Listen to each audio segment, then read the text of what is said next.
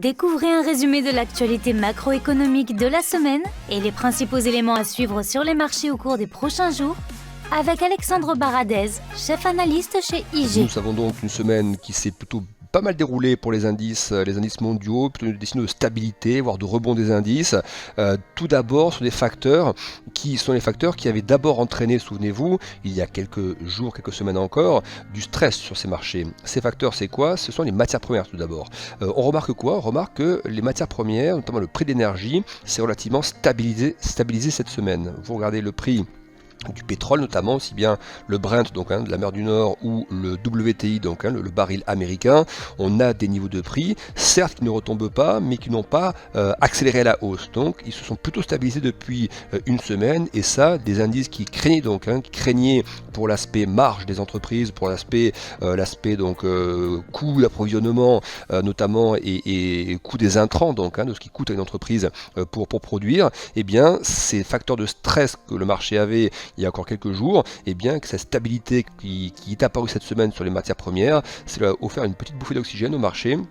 Et on a vu les gros indices européens et américains en profiter pour rebondir un petit peu. Donc ça c'est le premier point. On voit également que les prix du gaz se sont un petit peu stabilisés. Ils ne retombent pas beaucoup pour autant, mais ça s'est stabilisé. Donc comme ça ne pousse plus, comme il n'y a pas cet effet accélération forte que le marché craignait et avait négativement pricé pendant plusieurs semaines, eh bien c'est un facteur de satisfaction à court terme pour le marché. Ça ne veut pas dire qu'on est sorti de l'ornière sur cet aspect des matières premières parce que l'hiver est devant nous et il faudra voir comment ça se comporte encore dans les semaines qui viennent. Mais disons que sur la semaine écoulée, ça a été un facteur plutôt de soutien pour le marché action que l'inverse. Le deuxième facteur de stabilisation des marchés actions cette semaine, c'est aussi de constater que le prix du transport maritime avait commencé à baisser. Ça fait déjà plusieurs jours, presque 2 semaines maintenant, qu'on a un prix du transport, un prix moyen du transport maritime qu'on peut mesurer via le Baltic Dry Index qui bien, se replie un petit peu. Donc on est encore là aussi assez loin des niveaux de prix moyens qu'on avait avant la crise Covid et depuis la réouverture de l'économie notamment, mais on a quand même par rapport au pic touché il y a quelques semaines des niveaux de prix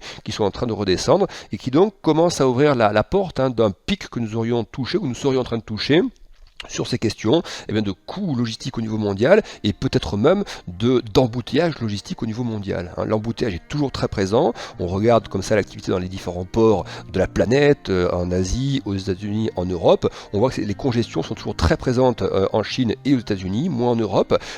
Donc c'est pas un problème qui va se régler en 3 jours, c'est une évidence, mais donc encore une fois, le marché est toujours dans l'anticipation. Ces questions de bouchons logistiques mondial, ça fait déjà des semaines, même des mois qu'il a affaire à ces données-là. Donc désormais, c'est quand même déjà pas mal intégré dans les prix, en tout cas dans les risques plutôt, on va parler comme ça, c'est déjà bien intégré dans les risques. Et donc si on commence à avoir des prix du transport maritime qui baissent, ça veut dire qu'il y a déjà un petit peu plus de fluidité dans les transports, un peu plus de disponibilité de bateaux aussi, et donc potentiellement que cette embouteillage logistique commence aussi peut-être, je dis bien peut-être, il faut avoir quelques journées, même peut-être 2-3 semaines devant nous pour s'en assurer, commence aussi à toucher un petit peu un plafond en fait, un pic d'embouteillage. Donc en tout cas c'est ça qui permet cette semaine au marché action de se stabiliser un petit peu, voire de rebondir.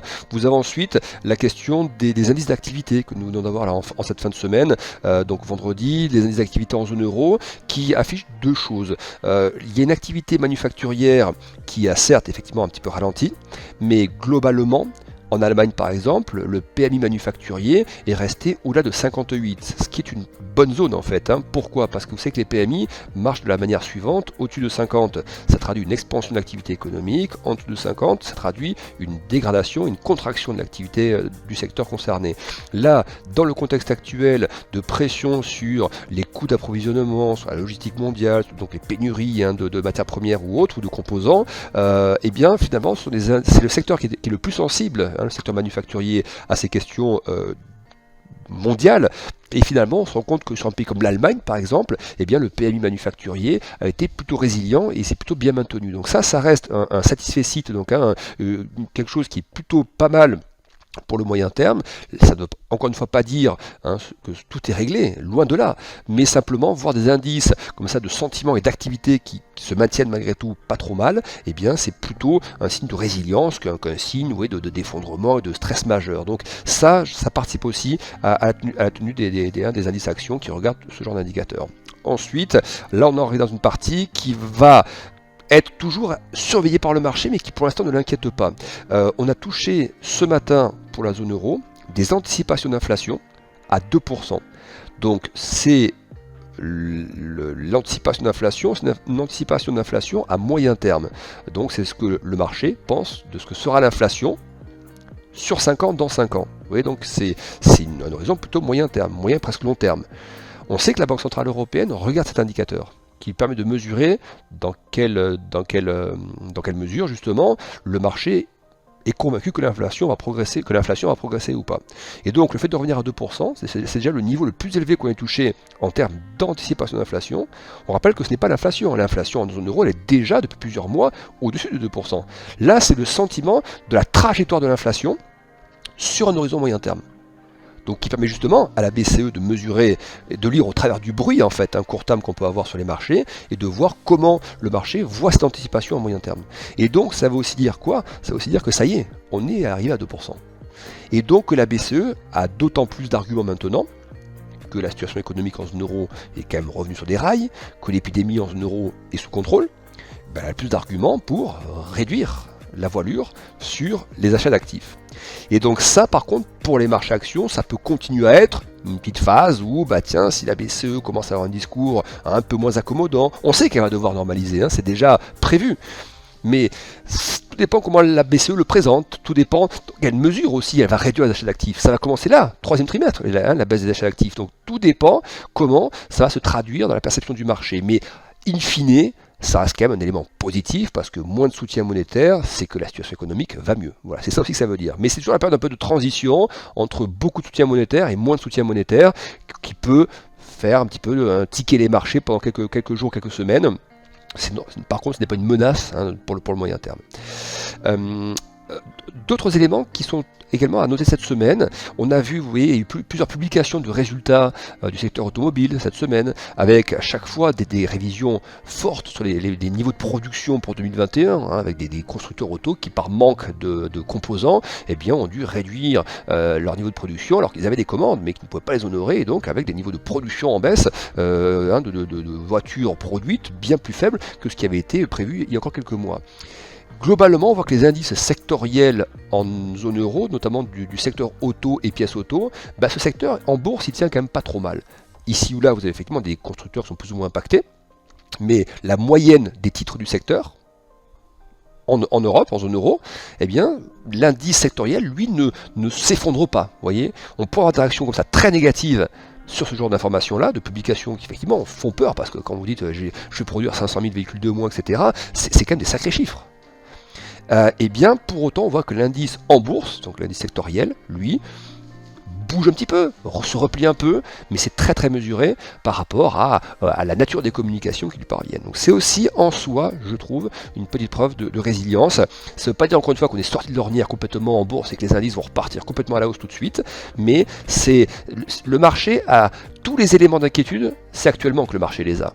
Les inquiétudes sur la logistique mondiale, sur le prix des matières premières, sur les pénuries de composants, sur les pénuries de main-d'œuvre, etc., c'est maintenant que ce risque est manifeste.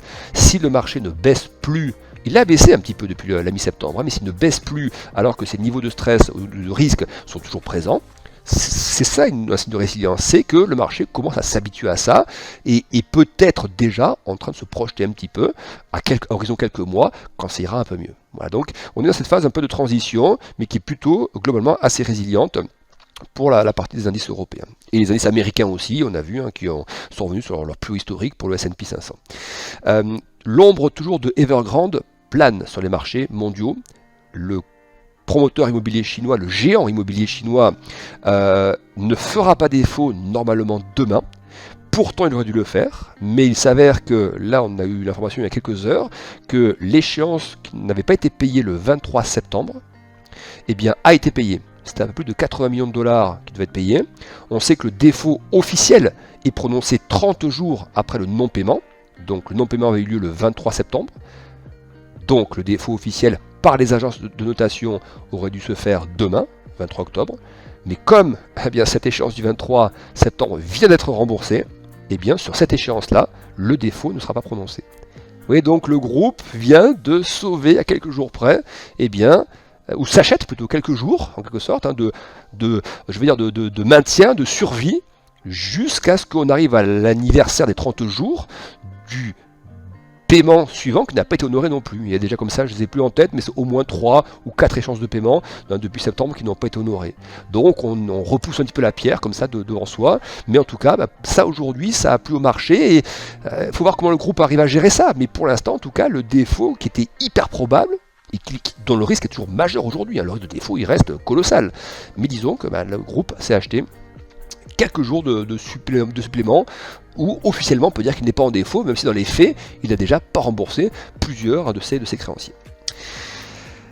Autre information qu'on a regardée avec beaucoup d'attention, celle-ci comme le reste, mais celle-ci parce qu'elle touche le secteur technologique américain, ce sont les résultats de Snap, qui sont tombés donc hier soir, des résultats, pas dire mauvais, mais en dessous des attentes. Et un élément a attiré notre attention, à savoir le fait que Snap dise que la politique sur la protection des données privées conduite par Apple depuis quelque temps, a eu des répercussions sur les rentrées publicitaires de Snap. Or, beaucoup de ces groupes tech américains vivent essentiellement ou majoritairement des revenus publicitaires. C'est le modèle qui est fait comme ça. S'il s'avère que le changement de fonctionnement d'un géant de la tech impacte en fait la capacité pour les annonceurs d'atteindre un certain public parce que des barrières ont été mises en place, donc les rentrées publicitaires vont être plus faibles pour certains groupes, et Snap en fait partie.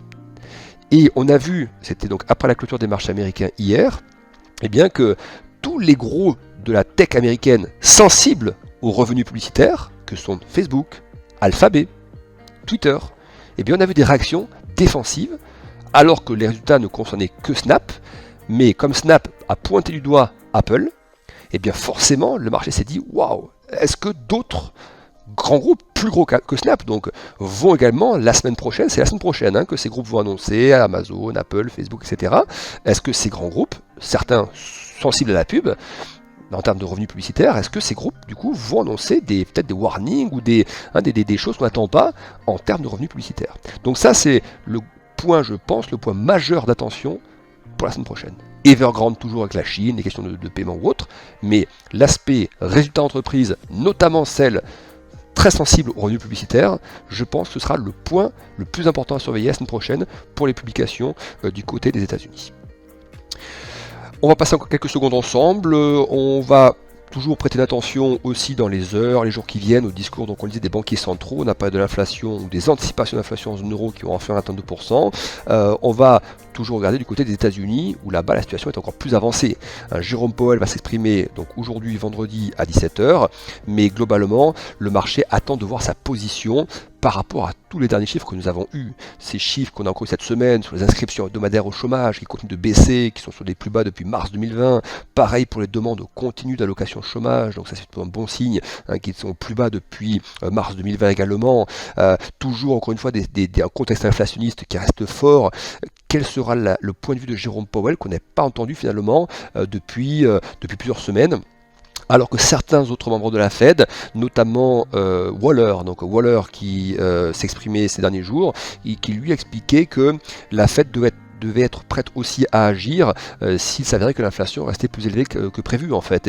Et on l'a senti moins à l'aise. Voilà. Il a carrément dit, il a dit qu'aujourd'hui il estimait que le risque que l'inflation forte puisse persister était plus élevé qu'il y a quelques mois encore. Donc on sent que certains membres de la Fed sont moins à l'aise avec l'hypothèse d'une inflation seulement transitoire court terme, mais avec celle d'une inflation transitoire mais qui durerait un peu plus longtemps et qui nécessiterait un ajustement monétaire un peu plus costaud de la Fed à un moment donné. Donc c'est toujours important de voir le sentiment final du patron de la Fed, de Jérôme Powell lui-même. Certaines de ses troupes sont exprimées ces derniers jours. Que pense-t-il, lui, de cette situation? Et va-t-il du coup avoir un discours un peu changeant, un peu plus agressif? Donc on se verra toujours avec attention les taux. Les taux américains, je le rappelle, ont atteint cette semaine les 1,7%. C'est un niveau qu'on n'avait pas atteint depuis le mois de mai dernier, donc c'est pas si vieux que ça, mais c'était quasiment le point haut touché au mois de mai dernier. Ce qui nous ramène ensuite, donc, si on dépasse les zones de 1,80 dans les jours qui viennent, on commencera à avoir des niveaux de taux qu'on n'avait pas vus depuis plusieurs années aux États-Unis. Et donc ça peut avoir un impact, là aussi, pour la perception du prix de certains actifs. Quand les taux se redressent, c'est que donc, les rendements souverains se redressent, que les taux réels, donc, indexés sur l'inflation, se redressent aussi. Et donc, ça peut amenuiser ce qu'on appelle l'effet TINA, c'est-à-dire l'effet There is no alternative, qui fait que les investisseurs privilégient toujours beaucoup les actions au détriment des obligations, parce que les obligations ne rapportant rien, très peu, ou même négatif selon les échéances, eh bien on va privilégier des actifs où on pense qu'effectivement les performances seront plus intéressantes, notamment les marchés actions. Donc la remontée des taux peut amener sur les valeurs les plus sensibles à cet effet TINA, notamment les valeurs de croissance, les valeurs technologiques, ça peut avoir un petit impact. Voilà pour ce qu'on pouvait dire de cette semaine, de la semaine prochaine. Un tout petit dernier mot sur le dollar également, qui faiblit un petit peu le dollar depuis quelques jours. Ça fait les affaires de l'euro qui se redresse, de la livre qui se redresse, et également des métaux, l'or, l'argent également, qui profitent de ce repli du dollar. Donc voilà, ça fait partie des choses qu'il fallait noter ces derniers jours en termes d'actualité. Encore merci de nous avoir écoutés. Bon trade et bon week-end avec IG.